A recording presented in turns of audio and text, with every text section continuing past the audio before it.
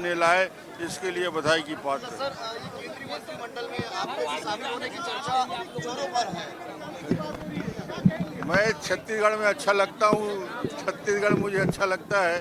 अभी कोई दिल्ली जाने का इरादा नहीं। हालांकि कांग्रेस नेताओं ने अपनी शुभकामनाएं दे दी है पहले। कांग्रेस नेता यही चाहते हैं।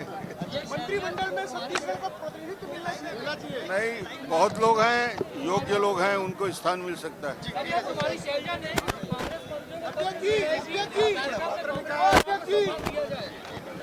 वही तो हालत है, किसी का कोई सम्मान नहीं है पूरे छत्तीसगढ़ में।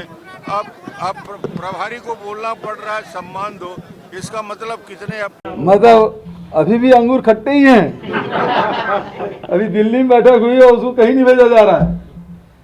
तो फिर राष्ट्रीय उपाध्यक्ष क्यों बने भाई? यहाँ को उपाध्यक्ष बने जब यदि हम भैया देखो ऐसा है, वो पहले केंद्रीय मंत्री थे तब यहाँ आए थे, है ना? तो हम तो चाहेंगे, खाली बैठे हुए हैं, राष्ट्रीय उपाध्यक्ष हैं, उसको कहीं भेजा नहीं जाता तो केंद्र मंत्री जी बन जाओ। मैं राज्यपाल बनने की बात नहीं कर रहा हूँ, लेकिन केंद्रीय मंत्री बनोगे तो कुछ फायदा होगा छत्तीसगढ़ को। राष्ट्रीय उपाध्यक्ष कहीं जाओ भाई।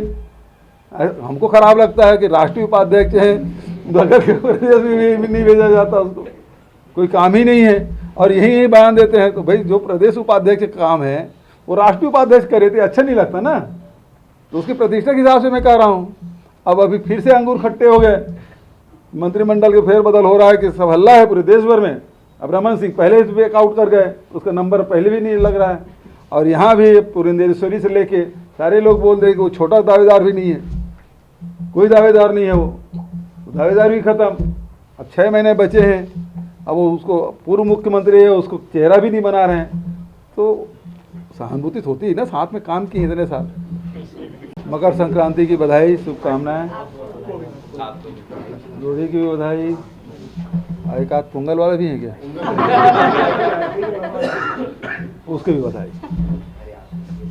अरुण साहु जी वकील हैं, रमन सिंह 15 साल मुख्यमंत्री रहे हैं। रासुका केंद्र सरकार का कानून है और हर 6 महीने एक निश्चित अंतराल में उसको रिन्यूअल करते हैं। तो उनके कार्यकाल में हुआ, पहली बार हो रहा है क्या? 4-6 महीने कुछ अंतराल रहता, मुझे तो जानकारी भी नहीं थी। मैं भी पूछ रहा था भाई कि, क्योंकि उस दिन भी कुछ पत्रकार पूछ रहे थे तो क्योंकि मुझे जानकारी थी नहीं। और ये अपने आप रिन्यूअल होते रहता है, 6 महीने के अंतराल में फिर से देते हैं। और हर प्रदेश में होता है।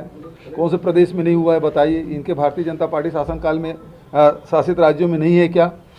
क्योंकि केंद्र का कानून है और उसको हर 6 महीने में डीएम को ये अधिकार दिया जाता है, तो उसी तहत दिया गया है। तो इसमें हाय तौबा क्यों मचा रहे हैं भाई? ये लोगों के बीच में भ्रम फैलाने, यही मैं कह रहा हूँ कि ये भारतीय जनता पार्टी हर वो चीज़ को लोगों के बीच में ऐसे परोसना चाहते हैं जैसे कोई पहली बार हो रहा है, नया हो रहा है। तो हमने कोई विधानसभा में कोई कानून पारित किया है कि मंत्रिमंडल का कोई फैसला है, उसके बारे में बात करें। ये तो रिन्यूअल है और उसकी कॉपी निकाल के दे देते हैं। दिसंबर में हुआ, अरे दिसंबर तो 6 महीने पूरा हुआ, कर दिए रूटीन में। तो उसमें हाय तब मजा, मतलब इनके पास कोई मुद्दा रहा नहीं है तो ऐसे कुछ चीज़ें ला दें जिसके बारे में न जानते हों और उसके माध्यम से बोले कि देखो तुम्हारे खिलाफ रासुका लगा रहे हैं। किसके खिलाफ रासुका लगा भाई बताइए?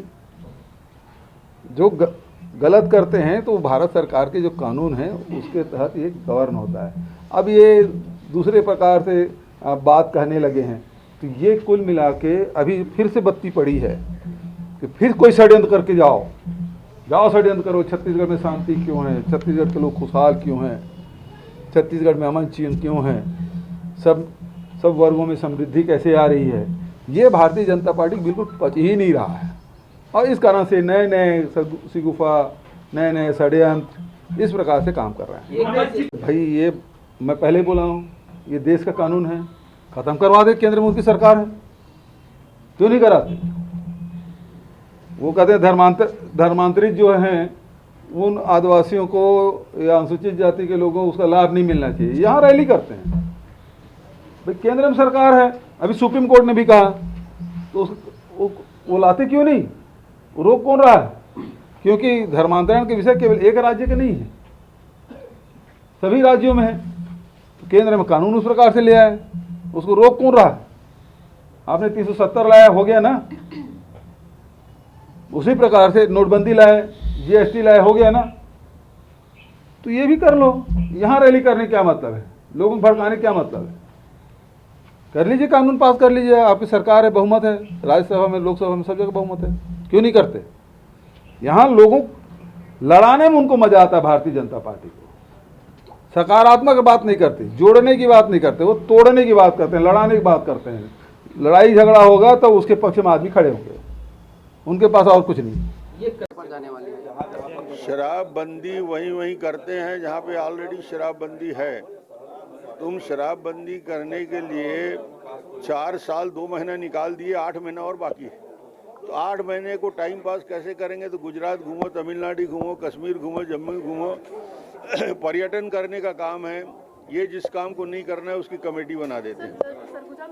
अधिकारियों की बैठक है, राष्ट्रीय कार्य समिति की बैठक है, माननीय राष्ट्रीय अध्यक्ष जी नड्डा जी के नेतृत्व में ये सब काम हो रहा है। और हम सब मिलके जो आगामी कार्यक्रम के बारे में चर्चा और बातचीत करेंगे, जो राष्ट्रीय अध्यक्ष बताएंगे। अभी लोकसभा में संपर्क का अभियान जारी है, उसके बाद हम बूथ स्तर तक जा रहे हैं। तो आगे की कार्य योजना के बारे में मार्गदर्शन मिलेगा माननीय नड्डा जी का, माननीय अमित शाह जी का, माननीय प्रधानमंत्री जी का भी मार्गदर्शन मिलेगा। तो 2 दिन में आगामी 6 महीने की कार्य योजना पर डिस्कशन होगा और चर्चा होगी राजनीतिक स्थिति वर्तमान में। राष्ट्रीय प्रदेश पदाधिकारी कार्य समिति की बैठक के साथ एक सम्मेलन का आयोजन किया गया है, उस पर सब लोग आएंगे। चलिए सब, थैंक यू।